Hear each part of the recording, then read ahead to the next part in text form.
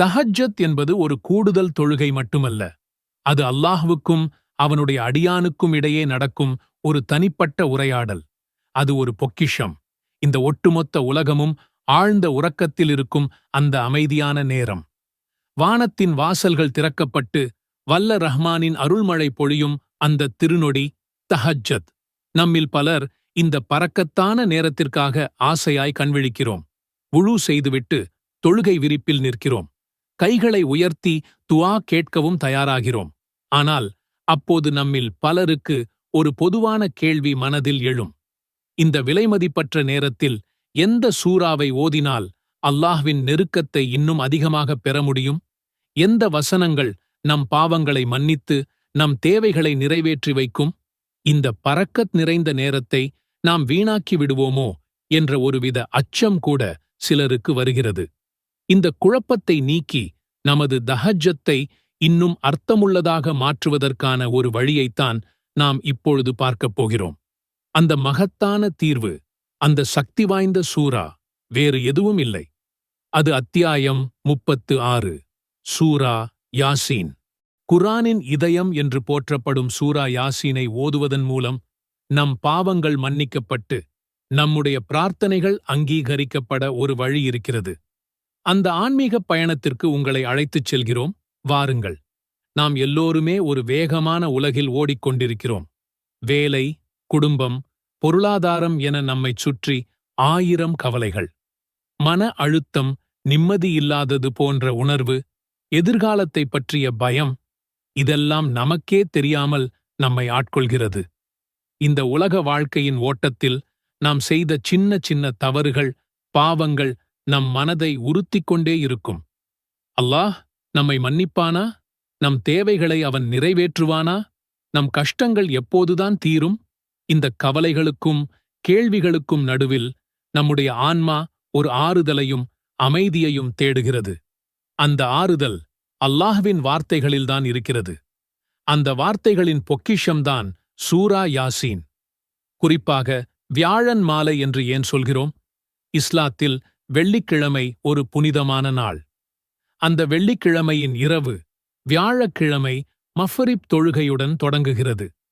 இந்த நேரத்திற்கு ஒரு தனிச்சிறப்பு உண்டு. நபி ஸல்லல்லாஹு அலைஹி வஸல்லம் அவர்கள் ஒவ்வொரு திங்கள் மற்றும் வியாழக்கிழமைகளிலும் அடியார்களின் செயல்கள் அல்லாஹ்விடம் எடுத்துக் காட்டப்படுகின்றன என்று கூறினார்கள். இன்னொரு ஹதீஸில் ஒவ்வொரு திங்கள் மற்றும் வியாழக்கிழமைகளிலும் சுவனத்தின் வாயில்கள் திறக்கப்படுகின்றன. அல்லாஹ்வுக்கு எதையும் இணையாக வைக்காத ஒவ்வொரு அடியானுக்கும் மன்னிப்பு வழங்கப்படுகிறது என்று வருகிறது.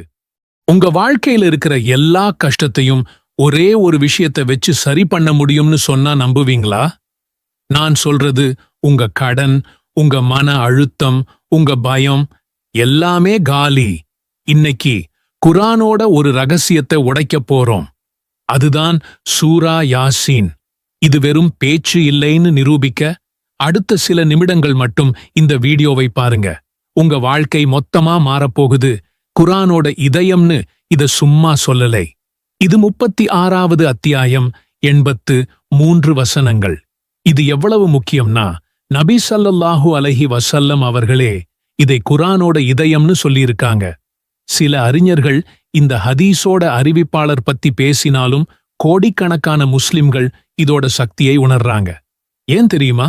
ஏன்னா நம்ம உடம்புக்கு இதயம் எப்படி ரத்தத்தை பாய்ச்சுதோ அதே மாதிரி சூரா யாசீன் இஸ்லாத்தோட மையக் கருத்துக்களான அல்லாஹ்வின் ஏகத்துவம், மறுமை வாழ்க்கை போன்றவற்றை நம்ம மூளைக்குள்ள பாய்ச்சுது. நாம எல்லாரும் தப்பு பண்றோம். ஆனா அந்த குற்ற உணர்ச்சியோடையே வாழணுமா? தேவையே இல்லை. ஒரு நபிமொழி என்ன சொல்லுது தெரியுமா? யார் ராத்திரியில அல்லாஹ்வுக்காக மட்டும் சூரா யாசீனை ஓதுறாரோ அவரோட பாவங்கள் மன்னிக்கப்படுது. அடடா, ஒரு புது தொடக்கம். அல்லாஹ்வின் கருணையை நாடி அவனுடைய வார்த்தைகளை ஓதுவது பாவ மன்னிப்புக்கு ஒரு சரியான வாய்ப்பு. உங்க ஒவ்வொரு நாளையும் ஜெயிக்கணுமா? அப்போ காலையில எந்திரிச்சதும் முதல் வேலையா சூரா யாசீனை ஓதுங்க. அன்னைக்கு முழுக்க உங்க தேவைகள் எதுவா இருந்தாலும் அதுதானா நிறைவேற்றப்படும்னு சொல்லப்படுது. சில அறிவிப்புகள் பலவீனமானவை என அறிஞர்கள் கூறினாலும் ஒரு விஷயத்தை யோசிங்க. உங்க நாள் இறைவனோட வார்த்தைகளோட தொடங்குனா அதை விட பெரிய பாதுகாப்பு என்ன இருக்கு? உங்க லிஸ்டை அல்லாஹ் கிட்ட கொடுங்க, மிச்சத்தை அவன் பார்த்துப்பான். வாழ்க்கையோட மிக கடினமான ஒரு தருணம், மரணம். அந்த நேரத்துல கூட சூரா யாசீன் ஒரு மிகப்பெரிய ஆறுதலா இருக்கு. மரணப்படுக்கையில இருக்கிறவங்க பக்கத்துல இதை ஓதும்போது அவங்களோட வேதனை குறையும்னும் அல்லாஹ்வின் அருள் இறங்கும்னும் நம்பப்படுது. மரணிக்கப் போகிறவர்கள் மீது சூரா யாசினை ஓதுங்கள் என்று ஒரு நபிமொழி வழிகாட்டுகிறது. அந்த கடைசி நிமிடத்துல கிடைக்கிற இதைவிட பெரிய பரிசு என்ன இருக்க முடியும்? ஒரு நிமிஷம் வெறும் வார்த்தைகளை ஓதுறது லெவல் 1 தான். இதோட உண்மையான சக்தியை நீங்க அடையணுமா? அப்போ இதோட அர்த்தத்தை புரிஞ்சுக்கணும். இது வெறும் மந்திரம் இல்ல, இது ஒரு வார்னிங். ஒரே ஒரு இறை தூதரை நம்பாத காரணத்துக்காக ஒரு ஊரே அழிக்கப்பட்ட கதை இதுல இருக்கு. காய்ஞ்சு போன நிலத்திலிருந்து பயிரை உருவாக்குற அல்லாஹ்வின் சக்தியை இது காட்டுது. சூரியனையும் சந்திரனையும் அதனதன் பாதையில நீந்த வச்சிருக்கிற பிரபஞ்ச அதிசயத்தை நமக்கு ஞாபகப்படுத்துது. கடைசியா நாம எல்லாரும் எழுப்பப்பட்டு கேள்வி கேட்கப்படுவோம். அந்த உண்மையை முகத்துல அரைஞ்ச மாதிரி சொல்லுது. ஆக சூரா யாசீன் ஒரு சாதாரண அத்தியாயம் இல்லை. பாவ மன்னிப்பு, தேவைகள் நிறைவேற, கஷ்டமான நேரத்துல ஆறுதல் கிடைக்க எல்லாமே இதுக்குள்ள இருக்கு. நான் உங்களுக்கு கொடுக்கிற ஒரே சேலஞ்ச் இதுதான். இன்னையிலிருந்து சூரா யாசீன அர்த்தம் தெரிஞ்சு ஓதுங்க, அதை உங்க வாழ்க்கையில செயல்படுத்துங்க. குர்ஆனோட இதயம் உங்க இதயத்தை மாத்தட்டும். எல்லாம் வல்லல்லாஹ் நமக்கும் நம்ம சந்ததியினருக்கும் குர்ஆனோட ஒரு நெருங்கிய தொடர்பை ஏற்படுத்தி தருவானாக. ஆமீன். اللهم إني أعوذ بك من الهم والحزن والعجز والكسل والبخل والجبن وضلع الدين وغلبة الرجال. துஆவின் பொருள்: இறைவா, வருங்காலத்தை பற்றிய கவலையிலிருந்தும், நடந்து முடிந்துவிட்டவை பற்றிய துக்கத்திலிருந்தும், இயலாமையிலிருந்தும், சோம்பலிலிருந்தும், கஞ்சத்தனத்திலிருந்தும், கோழைத்தனத்திலிருந்தும், கடன் சுமையிலிருந்தும், பிற மனிதர்களின் அடக்குமுறைகளிலிருந்தும் நான் உன்னிடம் பாதுகாப்பு கோருகிறேன். இந்த துஆவை கத்துக்கிட்ட அபூ உமாமா என்ன சொன்னார் தெரியுமா? நபி ஸல்லல்லாஹு அலைஹி வஸல்லம் சொன்ன மாதிரியே நான் காலையிலையும் சாயங்காலமும் இதை ஓதிட்டு வந்தேன். அல்லாஹ் என் கவலை எல்லாத்தையும் காலி பண்ணிட்டான். என் கடன் எல்லாத்தையும் அடைக்க ஒரு சூப்பரான வழியையும் காட்டிட்டான். சுபஹானல்லாஹ்!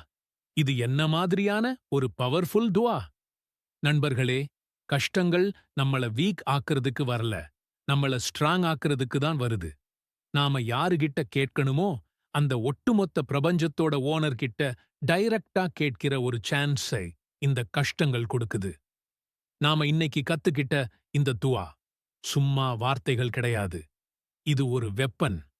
உங்க கவலை, கடன், துக்கத்துக்கு எதிரான ஒரு ஸ்பிரிச்சுவல் வெப்பன். இத ஜூமாவோட அந்த கோல்டன் ஹவர்ல முழு நம்பிக்கையோட யூஸ் பண்ணுங்க. உங்க டெய்லி லைஃப்ல ஒரு பகுதியா மாத்திக்கோங்க. கண்டிப்பா அல்லாஹ் உங்க கவலைகளை சந்தோஷமா மாத்துவான். உங்க கடனை அடைக்க அவனே வழிகாட்டுவான். உங்க வாழ்க்கையில நிம்மதியும் வெற்றியும் நிரம்பி வழியும்.